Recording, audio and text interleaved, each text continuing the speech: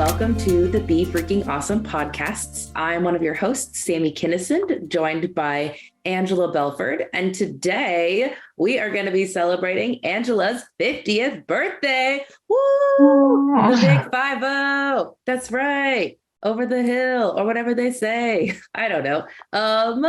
So technically speaking, when this podcast is coming out, it's tomorrow is her birthday, but we wanted to just take some time to reflect and to sort of think about aging in general and to think about just different life lessons that Angela has picked up along the way. So kind of, I guess, to start things off, Angela, how are you feeling about turning 50? I can remember when I was turning 40, and I've been trying to figure out where I was flying home from on my 40th birthday, but I remember that Josh and Sammy took me out to dinner and they were like, "Mom, you're 40. How do you feel? Like, are you feeling old?" And I was like, "Heck no, man, my 20s. I was trying to figure out who I was. My 30s, I was trying to prove that I was enough. I'm looking forward to my 40s. And so I would say that in some ways, my attitude hasn't changed much in my 50s, or as I look forward to being 50. I am probably more aware of my age and just the physical nature of this life that we live, but not because of my own limitations, more so just now.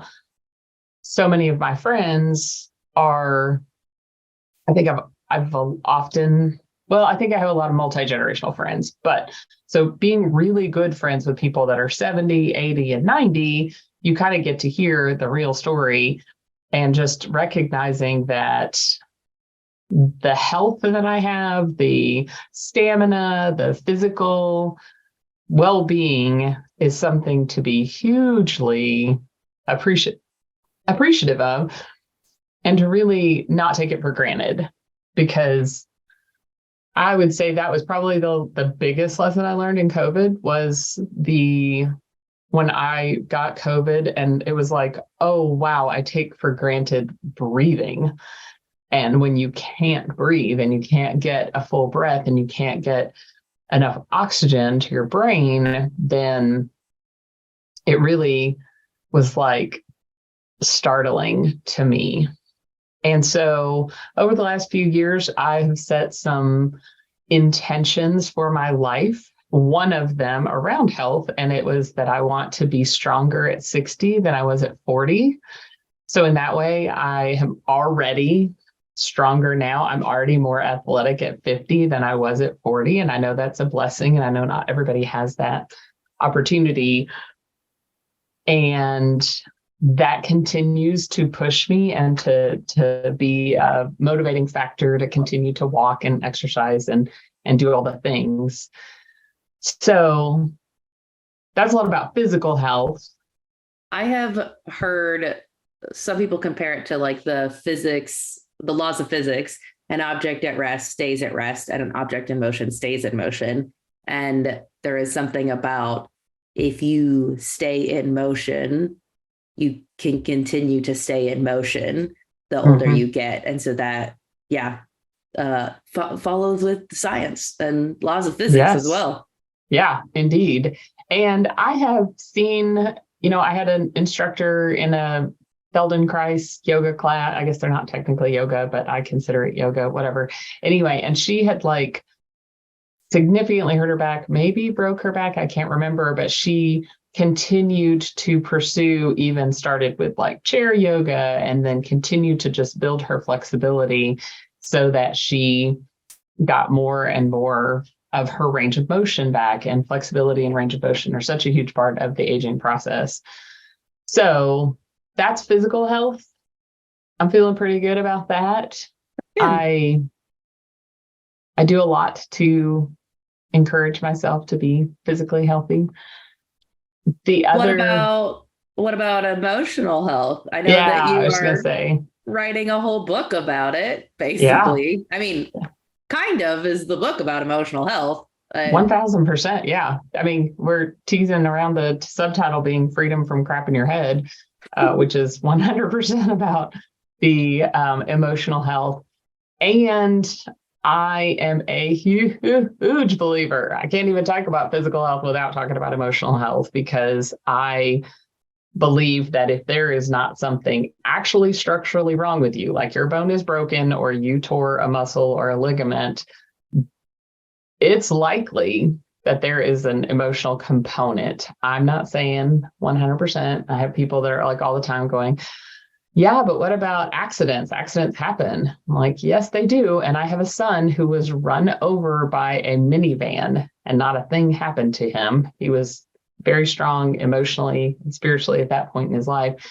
And then he also later, he was needing to break up with his girlfriend. He drug his feet on breaking up with his girlfriend. He broke up with his girlfriend. And the next day planted his foot in a soccer game. And he had done that for 20 years and he tore his ACL. And I am, there is so much to the immune system and your gut health and your all of that is tied in with your emotions. And I think pain is an indicator of what's going on with you emotionally. So I can get pretty wound up talking about that. I don't even know if I've had we probably haven't done a whole episode on psychosomatic pain and how that is, but we'll save that for another day. So we'll anyway, put a pin in it, add it to the topic list in that one. But I do believe that it factors in. And so when I have physical pain, I'm like, okay, I'm either going to the chiropractor to make sure there's not something structurally misaligned. I'm going to get spiritual addressing the issues. I'm scheduling a therapist, or I'm tuning in and doing some emotional healing. So I'm a big believer in you address every problem from every dimension that you can. And I don't always do it. I mean, there's definitely times where I for a couple of days before I realized, oh, wait, this could be a problem. So I am in general feeling pretty good. Zoom a little bit and think about when we scheduled this, because this particular week is a little bit different.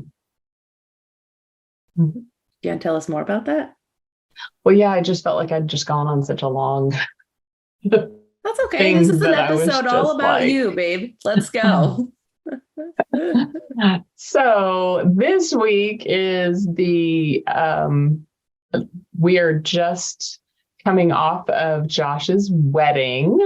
What? And so those of you that are longtime listeners of the podcast might remember in January of 2022 when he started talking to a girl, and then he was seeing a girl, and then he was engaged to the girl and asked her to be his girlfriend along the way. And anyway, so they got married. Before engaged. Yeah, they did. I just was skipping that. Sorry. I mean, I got those out of order.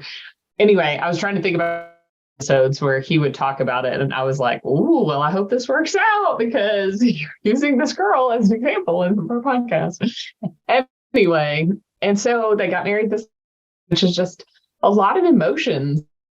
There's the excitement of they've been planning this wedding for, 7 months now. And then there's the excitement of I have a daughter-in-law and I will only have one daughter-in-law. So, because I have one son.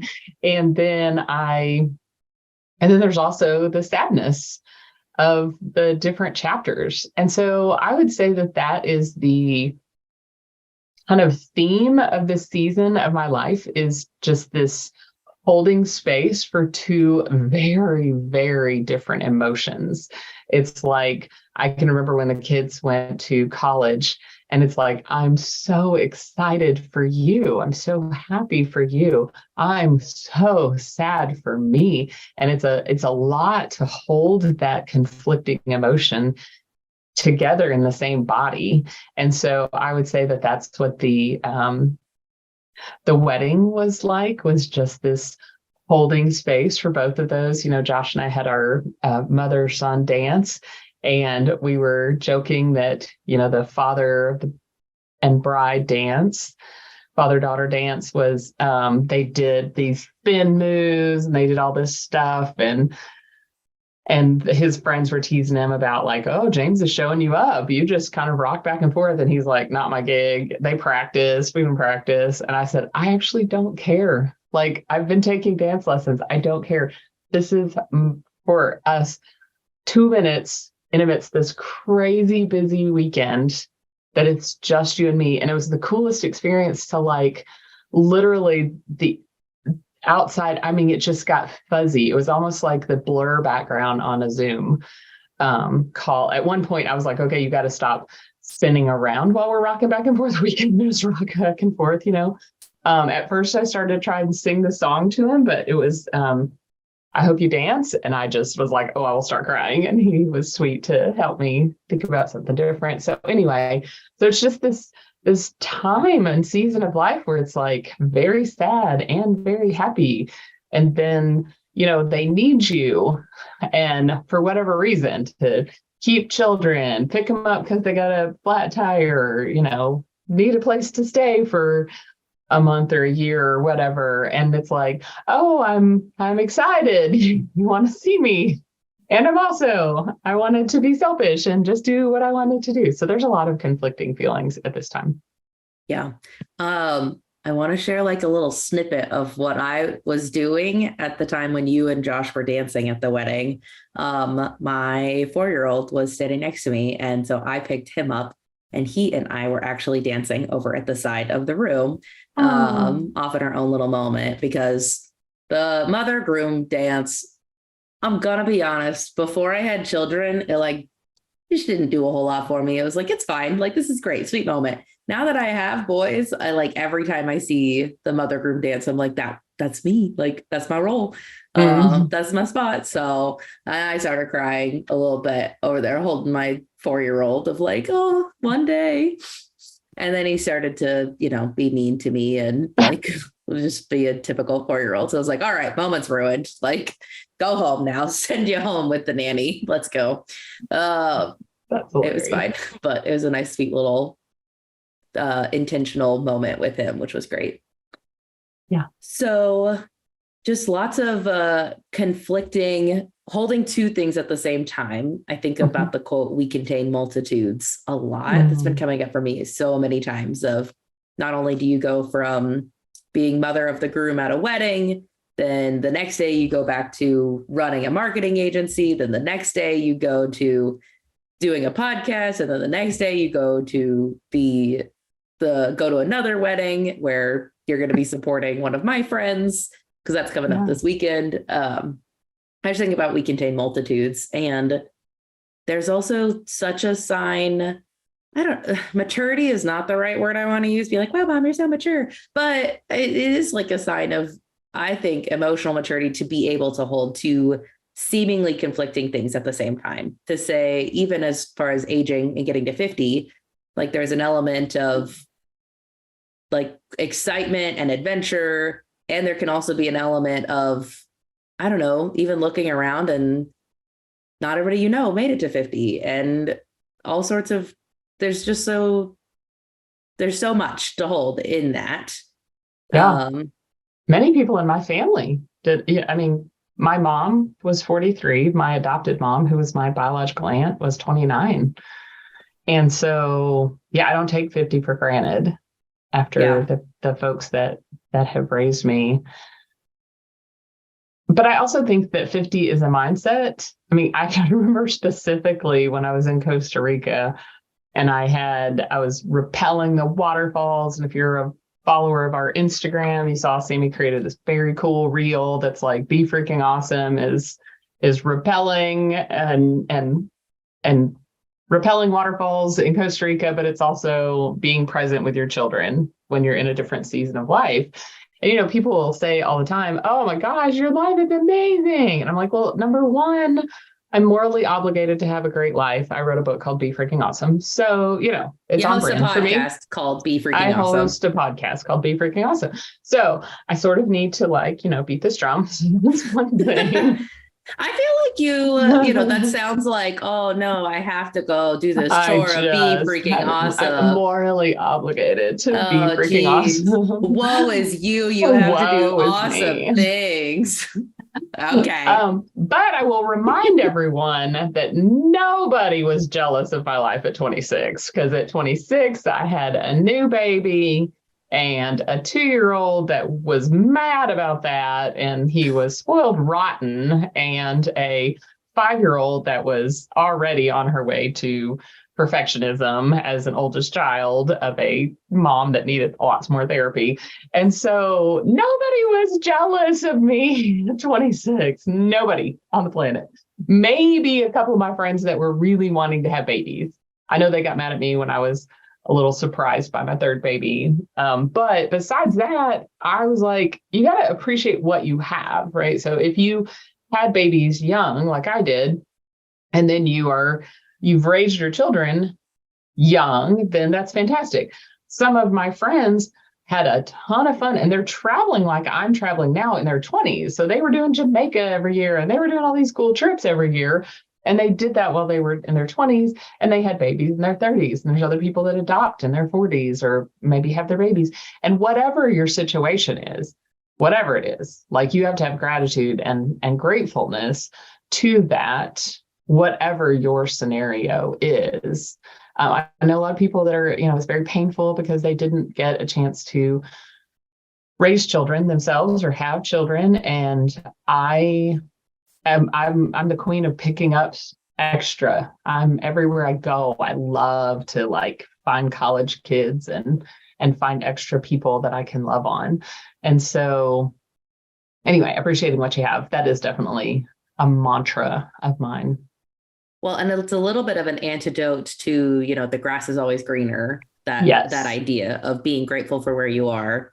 Sometimes it can maybe come across as toxic positivity of like, well, you should be grateful that you have 2 snot-nosed kids that are driving you crazy and making you go insane because somebody else can't. And it's like, you got to find that. There is definitely a nuance. Yes. I'll put $1 in the jar to that, to find things can still be hard for you. Yes. And you can still be grateful. Again, 2 conflicting truths that we can hold at the same time to say, wow, I am so glad to have a break from my children and I love them dearly. And all of those things can be true at the same time.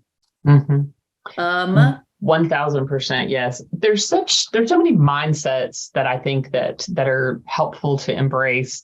When Barry turned 50 earlier this year, someone posted a quote on his wall that's from Victor Hugo that says 40 is the old age of youth and 50 is the youth of old age.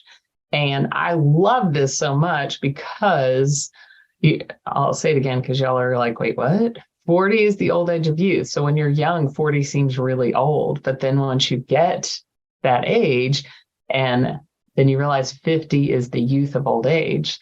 So when you're 80, 50, those were some golden years, right? And that kind of ties in and reminds me of some things I talk about all the time, and about age really is a mindset, because I know people who are young at 90 and I know people that are old at 40. And it is so interesting to me. I can tell you who I'm attracted to is people that seem young at 90. I was telling Sammy that I recently have gotten to be really good friends with just a handful of people who all graduated high school in 1968 or 1969, which is that's a bizarre thing to notice about these new friends that I have over the last 2 years. But what I love is that I couldn't have told you how old they were. I mean, you could have told me they were 61 or 71 and I wouldn't have known, or that they were 81. I wouldn't have known, because they just really embrace life fully. And so that's what I love to do, is find those role models for people that are ahead of me and figure out, because I certainly don't want to be, my sweet grandma. While I adored her and loved her, she was not exactly promoting health and wellness before she was very, very ill the last probably 10 years of her life, and she passed at 72. And and she felt like 92. And granted, this is 25 years ago, but still, it's just interesting to meet people that you're like, oh, wow, they're 72. And then you're like, what? They're 72. Like, it's just, I don't know. I'm trying to wrap my brain around that idea and how you continue to promote that attitude of like, I still feel very young. I will say I am the absolute worst at guessing someone's age if they are above 60. Like Yes. because it feels like it's mental. It in some ways, not in every way, but in so many ways. There are people who are 60 and I'm like, yeah, I would guess like a 90, like late 80s, maybe 90. And then there are people who I'm like, I find out that they're in their like mid to late 80s. And I'm like, I would have definitely guessed like somewhere in your 60s or 70s. Right. And I try really hard not to get in a situation where I have to tell somebody's age. People will be like, oh, how old is your grandpa? How old is your step grandpa? And I'm like, I got nothing. I don't actually know because I probably should know, but I really have no clue. When I was growing up, the Golden Girls were such a big deal. And Golden Girls, I mean, Betty White had such a great third act of her life. But we looked up recently, and the Golden Girls in the show, not in real life, but in the show, they played people that were 52 and 55. Now, these are folks that had moved into retirement community. Most of them had white hair. And so I think that's why we have a hard time guessing. We don't have a ton of role models in pop culture. Now it's getting better. Like, man, I love me some Grace and Frankie. Let's go Jane Fonda for like showing us what it's like. And Lily Tomlin, yes. I saw some criticism that people had for the newest Spider-Man movies. And they were like, this is ridiculous. Like we're over sexualizing Aunt May and we can't just play it by this young person. This is crazy. And it was like, we needed to get somebody who's actually in their like 40s or 50s to play this woman, not somebody in their 30s. Well, then you look it up and the actress who plays Aunt May, solidly 52. And it's like, we have no idea what somebody who's 50 looks like. And just because somebody looks incredible, because golly, she looks very good in that movie. Then they're like, wow, this is ridiculous that we're putting somebody who's too young in this. And it's like, that's not too young. Like that's actually exactly right. That sounds perfect. Somebody in their 50s to play. Anyway, it just was an interesting concept that we really don't have any idea about age and our brains have a hard time processing the image of what we think old is. Yeah. And what is not actually old and what people look like. And yeah, I think that Golden Girls idea plays into that a lot. There's a Netflix movie out that's called 80 for Brady. And it looks like it's been out for a while. But I love it so much. Jane Fonda, Lily Tomlin, Rita Moreno, and Sally Field. And the whole movie, Sally Field makes a big deal, like changes her jersey to say, I'm only 75. I'm only 75. I'm not 80. Stop putting me older. I mean, it's super cute. And they go on to the Super Bowl. And I've been talking in a small group about how we don't have a lot of good role models for what it looks like to live well. And man, that one is one. If you need a good role model from at least a pop culture. I'm not saying I don't have role models in my community, but for sure. I mean, I have a friend and her grandmother, 95, 6, 7. I don't know. She hasn't had her 100th birthday. I went to her 90th birthday several years ago. She's probably getting close. Anyway, she came to Josh's wedding and I loved it. I'm like, Grandma Doris, you're my hero. Actually, we'll have to make sure and send her the link because I was telling her about the podcast and she's just so alive. And so anyway, I just want to be like that. So I feel like 50, I'm just getting started. I love it. If you were to give advice to somebody who maybe is in that category of feels old in their youth or sort of takes that not the youthful mindset, what advice would you give to somebody to act more youthful regardless of their age? Well, number one, as it says in the book, Be Freaking Awesome, the first step is to make a decision. Like, I recently had somebody that kind of admonished me is probably too strong a word, but we'll go with it because they're not here to defend themselves. They admonished me for kind of challenging someone else about how they were acting. And they were like, it's none of your business. And I go, well, that's adorable. Because if you complain to me about your life, I'm going to challenge you. So, and anybody that's actually friends with me that hasn't just like met me in passing at a networking event, that people that are friends with me, they know this is what you get. And you have to tell me if this is not what you want. Sometimes even people you meet in passing at networking events. Okay, sometimes even then people be like, oh my gosh, my mom did this thing. It's like, well, come on. Have you considered what your role in this is? In the best ways. So yes, keep going. Yeah, that's probably happened at the rehearsal dinner. No, I'm just anyway. But so my perspective is this: if you are complaining about your life, then you are opening an opportunity for me to share another perspective. And so if you like how you are, if you like that you act old at 40, and if you enjoy the way that your life is, good on you. That's fantastic. I mean, I definitely know a couple of people I can think of that they wanted to live just a little more slow paced life. And they were happy. They never complained about their life. Like, we may have teased them when I was a teenager, especially, but if you love your life, if you like your life, I have nothing to say to you.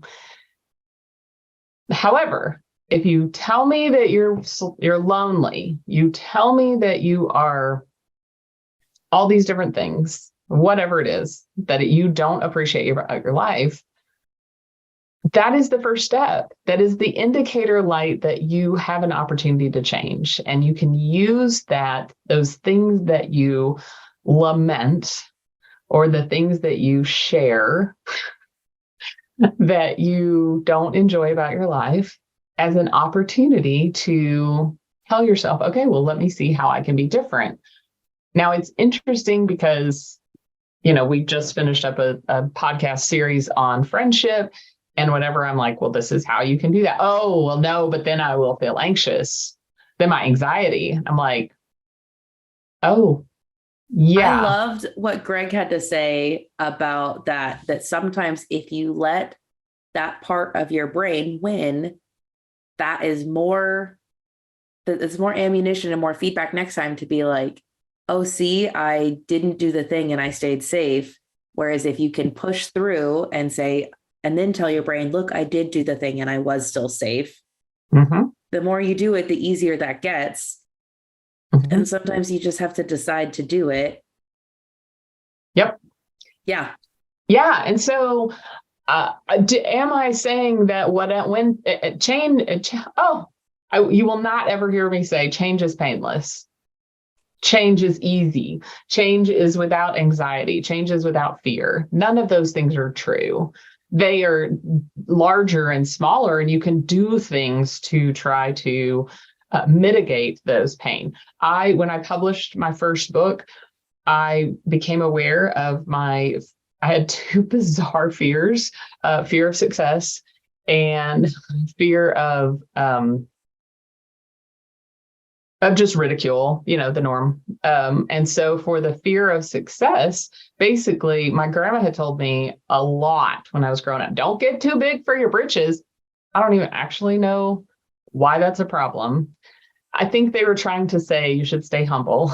But anyway, it was like, don't get too big for your britches. And so my antidote to that was I called 2 or 3 of my friends and said, if I get to be a big deal author, and I start treating people poorly, will you please be willing to confront me, even if I'm a big deal author, and tell me that I've gotten too big for my britches? And of course, it was a little bit shocking how fast they were willing to agree to this. Heck yeah, I got you, girl. I'll be happy to knock you down a peg if you get like that.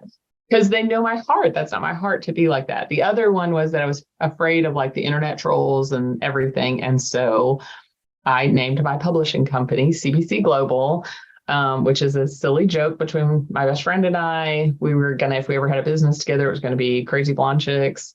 So it's going to be CBC Global. How can I help you? And so she and I said, if anybody internet trolls says anything bad about my book, then they were messing with both of us and not just me. And so those were the antidotes that I did for these really big fear problems that I had. And so you got to figure out though, now I would tell you, how do you create safety? How do you create psychological safety in the midst of a really big fear? So that's a very long-winded way to say, if you're happy with where you are, then that's fine. I did have the experience where someone had been very, very happy with their life, and then they got to getting coming up close to their 90th birthday, and they fell and broke their hips. And from that perspective, he had lost a lot of his just verve and energy for life. And I let him complain all he wanted, because I could just, that was his way of mourning that loss. And I think that that's okay too.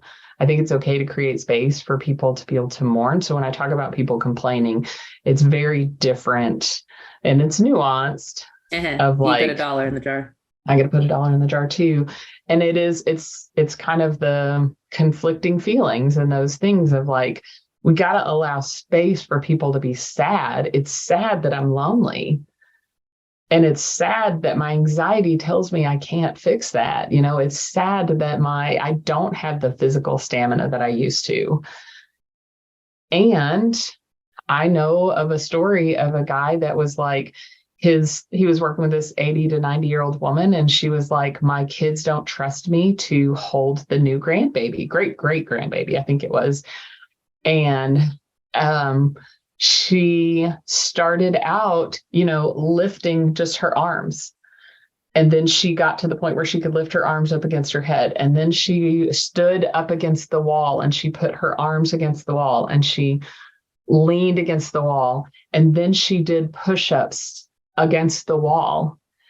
And over the course, the time that the baby was in vitro, this woman went from, I can't even hold a baby, to I can lift my arms. And then, but it took energy, it took effort, it took getting out of her chair and doing those things. And she was able to recover.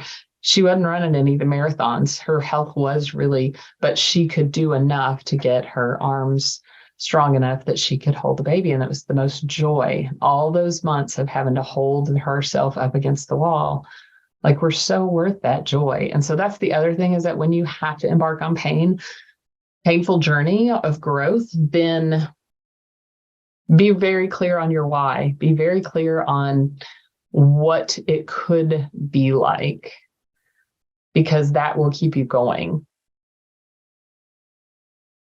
I love that. Anything else you want to add for this podcast on reflecting on the big 5-0? Well, you had mentioned that there was a section in Be Freaking Awesome that was very helpful. And it's actually on page 11. You don't have to get very far into the book. And I just want to read these for those that haven't read the book. And, page 10 talks about some of the less than ideal lessons I learned from my childhood. And you have to read the book to see that one. But as an adult, I've learned the journey from head to heart can be the longest road you travel. So that can mean I know in my head the right answer. I know what to do. I know not to eat the brownie. But moving that down to your heart and really believing that you're lovable and capable is a very long journey. The sins of men are visited on the generations, that other people will do things to you that you do have to suffer the consequences. And that's unfortunate, but you can survive that. The truth will set you free.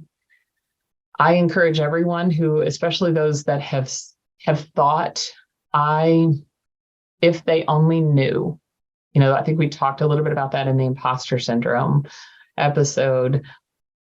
If people only knew the really dark, deep secrets.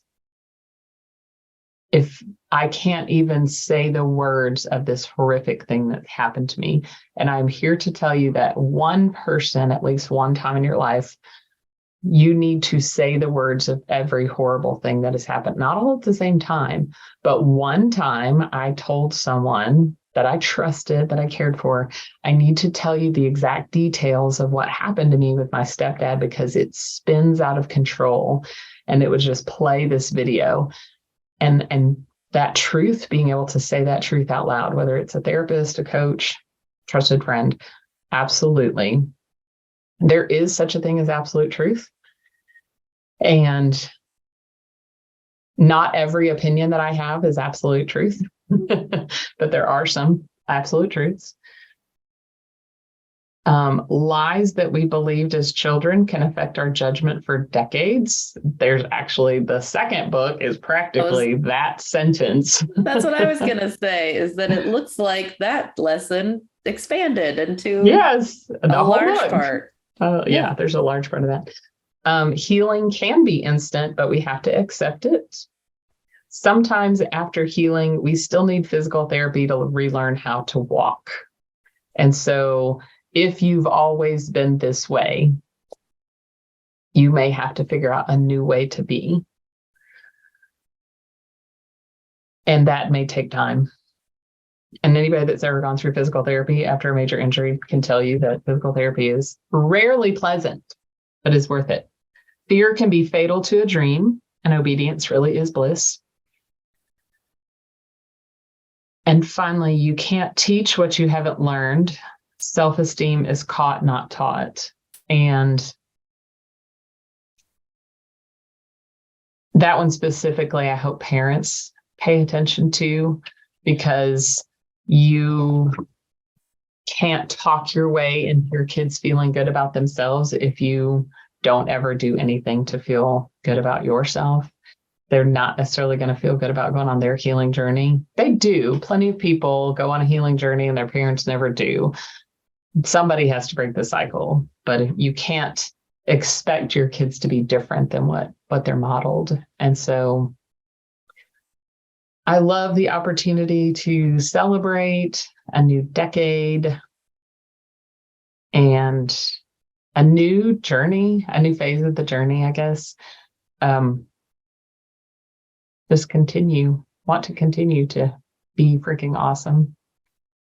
Well, and if you haven't read the book, I want to read a line that's just a few sentences down from there that says, I hope this book brings freedom from the lie that you will ever have your crap 100% together. And I want you to live with grace and peace, knowing life is a journey. So that's something that you said. How many years ago did you write this book now? 2016. 2016. So 7 years. Mm-hmm. So that was just after 40. And let's be real, you started it. You published it in 2016, but I published it in 2017. Okay, got it. I started writing it again in 2016. Yeah. So I think that's still your wish for people, to live with grace and love, and know that life is a journey. It really is. And for me, what it means to be freaking awesome does not mean that you have. Thank you for sharing that line, because sometimes people think that means that you have to have all your crap together, you have to look amazing. And that's not the case. You have to be willing to keep trying and keep pursuing health, because I firmly believe, and science bears this out, organisms are either green and growing or they're dead and dying. And so, like, even our 95 plus year old grandma that was at the wedding was so intrigued by hearing about the podcast and was like, I want to listen. I would love to keep learning. And my friend that fell, that was coming up on his 90th birthday, he was continuing to grow. He was actually still coaching Barry and I on some of our speaking contests that I had a big presentation and I had got on Zoom with him, and he was still active. And so I think that that's what it means to be freaking awesome, is to really look at this as a constant state of growth. I love it. Thanks for taking some time to reflect on 50. Angela, I know you were hesitant at first. Are people going to get anything from me turning 50? And I think you've shared a lot of really good wisdom and nuggets for people today, different ways that you think about things. So if you heard something in this episode that really resonated with you, feel free to send us an email and let us know. You can email us at podcast@befreakingawesome.com. That's the letter B, freakingawesome.com. And we would love to hear from you. For now, we hope you guys go and be freaking awesome.